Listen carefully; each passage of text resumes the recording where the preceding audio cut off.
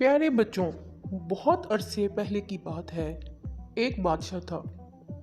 उसकी एक खूबसूरत और इकलौती बेटी थी। अपनी खूबसूरती और दौलत की वजह से वो बहुत मगरूर और गुस्ताख हो गई थी। जब भी कहीं से इसके लिए शादी का पैगाम आता, वो इसे ठुकरा देती और इसका खूब मजाक उड़ाती थी।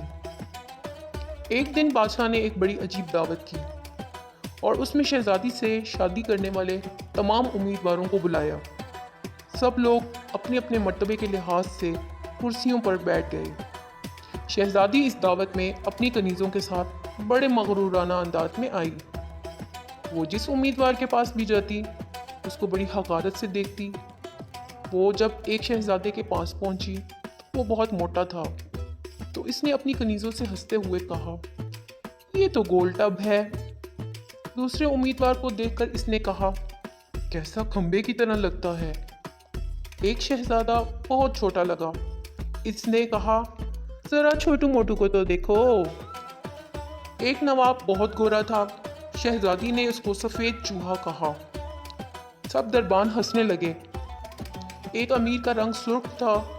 इसने इसे मुर्गी की कलगी कहकर पुकारा। इसी तरह वो हर उम्मीदवार की बेइज्जती करती, लेकिन वो एक बादशाह को देखकर तो बहुत ही हंसी, क्योंकि इसकी दाढ़ी थी। इसने मजाक उड़ाते हुए कहा, ज़रा इसे तो देखो, इसने चेहरे पर कैसी झाड़ फूस उगा रखी है। बादशाह बहुत परेशान हुआ। बादशाह ने जब देखा कि इसकी बेटी ने मेहमानों को बेइज्जत कर दिया है, तो इसे बहुत गुस्सा आया। इसने भरे दरबार में ये ऐलान किया कि शहजादी पसंद करे या ना करे, मगर अब मैं इसकी शादी किसी फ़कीर से ही करूँगा। इस ऐलान के बाद तमाम लोग चले गए। कुछ ही देर के बाद एक आवारा गर्द गोया आया। वो गली कूचों में घूमकर गाना गाता था। इसने शाही महल के नीचे खिड़की के करीब खड़े होकर गाना गाना शुरू कर दिया। बादशाह ने इसकी आवाज़ सुनी तो एक खादिम को हुक्म दिया कि इस फकीर को अंदर बुला लाओ। खादिम फटे पुराने कपड़ों वाले फकीर को ले आया।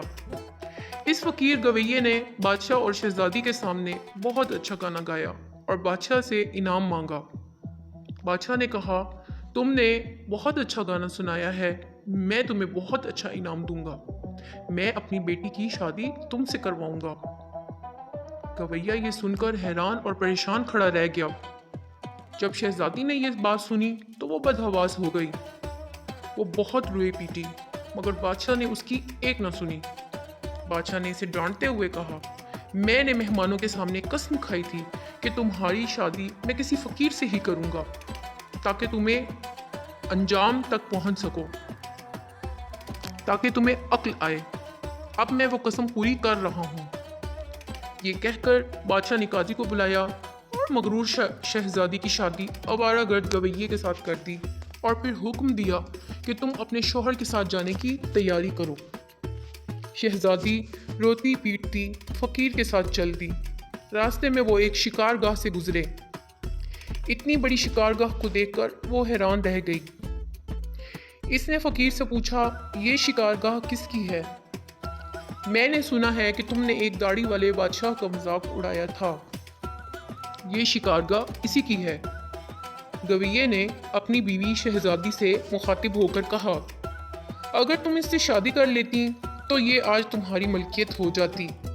फ़कीर ने जवाब दिया, आह, ये मैंने क्या किया। शहजादी ने ठंडी सांस लेकर कहा।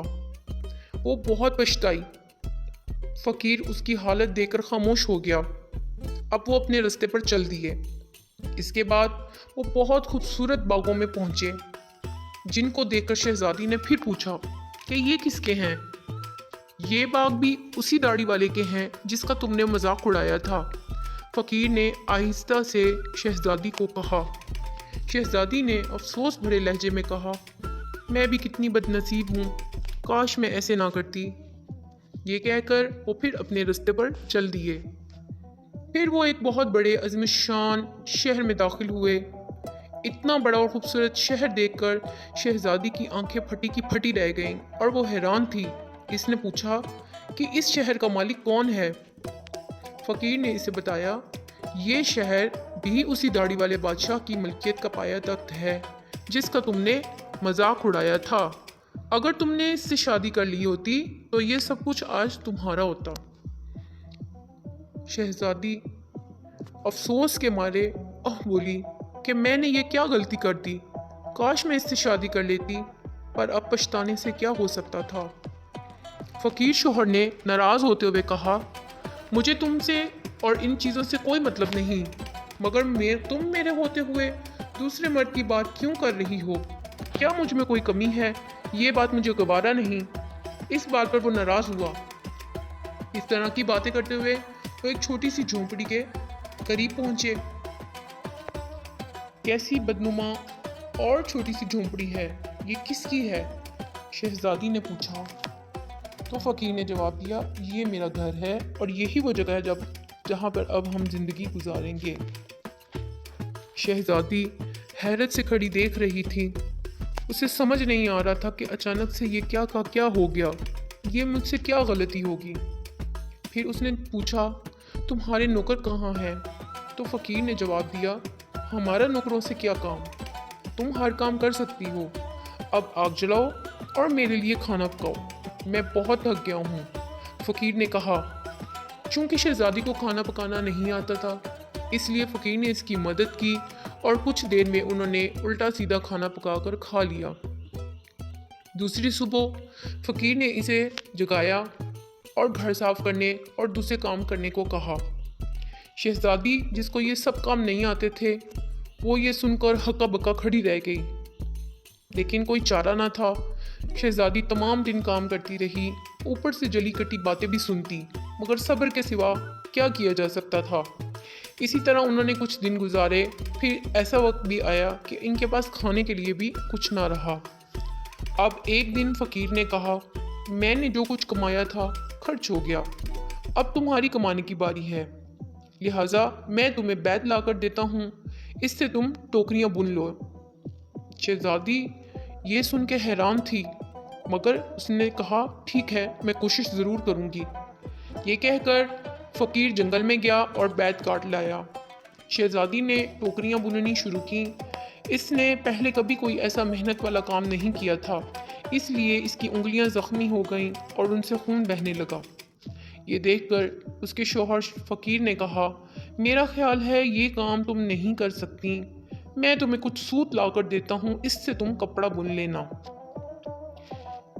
مگر وہ یہ بھی نہ کر سکی، چونکہ شہزادی کو کوئی کام نہیں آتا تھا۔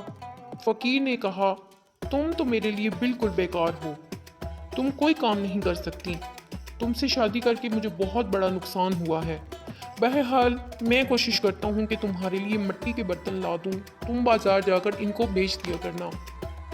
مغرور شہزادی نے اکڑ کر کہا، مگر جب میں بازار میں کھڑی ہوں گی تو میرے ملک کے لوگ مجھے اس حال میں دیکھ کر خوب ہنسیں گے۔ فقیر نے کہا، یہ میرا مسئلہ نہیں ہے، اگر تم بھوک سے نہیں مرنا چاہتی تو تمہیں یہ کام کرنا پڑے گا۔ اب مٹی کے برتن بیچنے کا کام بہت اچھا چل رہا تھا۔ لوگ جب ایک خوبصورت لڑکی کو بازار میں برتن بیچتے دیکھتے تو اس پر ترس کھا کر کچھ نہ کچھ خرید لیتے اور کچھ پیسے دے جاتے۔ برتن تو بک گئے، فقیر نے اور برتن لا کر دے دیے۔ اسی دوران ایک غسیل بدمزاج سپاہی کا واقعہ پیش آیا جو بازار میں سے گزر رہا تھا۔ اس نے بازار کے بیچ میں برتن رکھے ہوئے دیکھ کر انہیں لات مار کر توڑ دیا اور کہا، آئندہ اس راستے سے مت گزرنا، اس راستے کو مت گھیرنا، یہ گزرگاہ ہے اور اس کے بیچوں بیچ برتن رکھنے کی تمہیں اجازت نہیں ہے۔ شہزادی بہت پریشان ہوئی، روتے ہوئے گھر آئی اور اس نے سارا واقعہ گھر آ کر اپنے شوہر کو سنایا۔ تم انتہائی بے وقوف ہو، فقیر نے کہا، تم سے کس نے کہا تھا کہ بیچ بازار میں برتن لے کر بیٹھ جاؤ، آخر وہاں سے لوگوں کو گزرنے میں دشواری ہوتی ہے۔ میرا خیال ہے کہ یہ بھی تمہارے بس کا کام نہیں ہے، خیر میں شاہی محل جاؤں گا، ہو سکتا ہے کہ وہاں تمہارے لیے کوئی کام نکل آئے۔ یہ کہہ کر وہ شاہی محل روانہ ہو گیا۔ شام کو فقیر نے واپس آ کر کہا، شاہی محل میں تمہارے لیے مددگار باورچن کی جگہ مل گئی ہے۔ شہزادی جو پہلے ہی بہت بدحواس تھی، اب اس کی برداشت آپے سے باہر ہو گئی۔ اس نے کہا کہ میں یہ کام کیسے کر سکوں گی؟ تو فقیر نے کہا کچھ بھی کرو، تمہیں یہ کرنا تو پڑے گا، اب کم از کم ہمیں کھانے کو تو خوب مل جایا کرے گا۔ چنانچہ اب شہزادی مددگار باورچن بن گئی۔ اب وہ ہر صبح سے شام تک باورچی خانے کے سارے کام کرتی تھی اور شام کو لوگوں کے آگے کا بچا ہوا کھانا گھر لے جاتی اور اس طرح دونوں میاں بیوی کا گزارا ہو جاتا۔ محل میں آئے ہوئے اسے کچھ ہی دن ابھی گزرے تھے کہ اس نے سنا کہ محل میں کوئی شادی کی تقریب ہونے والی ہے۔ مقررہ دن جب مہمان آنے شروع ہوئے تو وہ باورچی خانے کی کھڑکی سے انہیں دیکھ رہی تھی۔ نقیب اور چوبدار زرد برد کپڑوں میں مہمانوں کا استقبال کر رہے تھے۔ بڑی حسرت اور شان و شوکت کے ساتھ ان چیزوں کو دیکھتے ہوئے شہزادی کا دل بھر آیا۔ ہر طرف شان و شوکت اور دھوم دھام نظر آ رہی تھی، لیکن شہزادی اپنی قسمت پر آنسو بہا رہی تھی اور وہ اپنے غرور و تکبر اور بے وقوفی پر پچھتا رہی تھی۔ اسی دوران کچھ خادمائیں آئیں اور انہوں نے اس کو بہت مزیدار کھانے دیے جو اس نے ٹوکری میں رکھ لیے اور گھر کی طرف چل پڑی۔ چلتے چلتے ابھی وہ محل کے دروازے سے گزر ہی رہی تھی کہ اچانک سے ایک بہت ہی زرق برق والے لباس والا ایک شاندار اور خوبصورت شخص نے آ کر اس کا راستہ روک لیا۔ شہزادی نے نگاہ اٹھا کر دیکھا کہ یہ تو وہی داڑھی والا بادشاہ تھا جس کا اس نے خوب مذاق اڑایا تھا کہ اس کے چہرے پر تو خاص پھوس اگا ہے۔ وہ خوف اور شرم سے کانپنے لگی۔ بادشاہ اسے لے کر ہال میں پہنچا۔ اتنے سارے لوگوں کو ہال میں دیکھ کر اسے اپنے اوپر قابو نہ رہا اور شہزادی کے ہاتھ سے گھبراہٹ سے ٹوکری گر گئی۔ جو اس میں کھانا تھا وہ نکل کر چاروں طرف بکھر گیا۔ تمام درباری ہنسنے لگے۔ شہزادی کا یہ حال تھا کہ زمین پھٹے اور وہ اس میں سما جائے۔ اس نے جھٹکے سے اپنا ہاتھ چھڑایا اور بھاگنے لگی۔ یہ بادشاہ نے لپک کر اسے دوبارہ پکڑ لیا اور بڑی نرمی سے بولا، ڈرو مت، کیا تم نے مجھے پہچانا نہیں ہے؟ میں وہی آوارہ گرد گویہ ہوں جو تمہارے ساتھ جھونپڑی میں رہا کرتا تھا۔ میں وہی سپاہی ہوں جس نے تمہارے برتن توڑے۔ یہ سب کچھ میں نے اس لیے کیا تھا کہ میں تمہیں پسند کرتا تھا اور تم سے شادی بھی کرنا چاہتا تھا، لیکن تم بہت مغرور تھی۔ تم نے سبھی لوگوں کا بے انتہا مذاق اڑایا اور ان کے جذبات سے کھیلا۔ تم نے کسی کی عزت کی بھی قدر نہ کی اور سب لوگوں میں ان کا مذاق بنا کر رکھ دیا۔ اب تمہارے غرور کا علاج ہو چکا ہے اور تمہیں اچھا سبق مل چکا ہے، لہٰذا پچھلی باتوں کو بھول جاؤ اور دیکھو آج ہماری شادی کی تقریب ہے جو بادشاہ کی طرف سے رکھی گئی ہے اور وہ چاہتے ہیں کہ وہ اپنی بیٹی کی تقاریب کو دھوم دھام سے انجام دیں۔ اسی وقت کچھ کنیزیں آئیں اور شہزادی کو اپنے ساتھ لے گئیں۔ شہزادی کو دلہن کا لباس پہنایا گیا اور جب وہ دوبارہ ہال میں آئی تو اس کے والدین اور تمام درباری بھی وہاں موجود تھے۔ سب لوگوں نے شہزادی کو مبارکباد دی۔ اب شہزادی بالکل بدل چکی تھی۔ اس طرح عزت کرتا ہوا دیکھ کر اور عزت ہوتی ہوئی دیکھ کر اس کو احساس ہوا کہ جو کچھ وہ کیا کرتی تھی وہ سب غلط تھا۔ اصل زندگی تو عزت دینے اور عزت کرنے میں ہے۔ اب شہزادی بالکل بدل چکی تھی۔ اس کا غرور، اکڑ اور دوسروں سے نفرت ختم ہو چکی تھی۔ اس نے زندہ رہنے کا ڈھنگ سیکھ لیا تھا۔ شادی کے بعد شہزادی نے اللہ تعالیٰ کا شکر ادا کیا اور ہمیشہ کے لیے تمام لوگوں سے اچھا سلوک کرنے کی ٹھان لی۔ پیارے بچوں، غرور کا سر ہمیشہ نیچا ہوتا ہے۔ تکبر انتہائی فسادی عادت ہے، اس لیے ہمیشہ دوسروں سے حسن سلوک سے پیش آئیں اور سب بڑوں اور چھوٹوں کی عزت کریں اور جانوروں سے بھی اچھا سلوک کریں۔ ویڈیو پسند آئی ہو تو چینل کو سبسکرائب کر دیجئے، بیل کا آئیکن پریس کرنا مت بھولیے گا۔ ویڈیو کو لائک اور شیئر کیجئے اور کامنٹ سیکشن میں اپنی قیمتی رائے کا اظہار ضرور کیجئے گا۔ شکریہ۔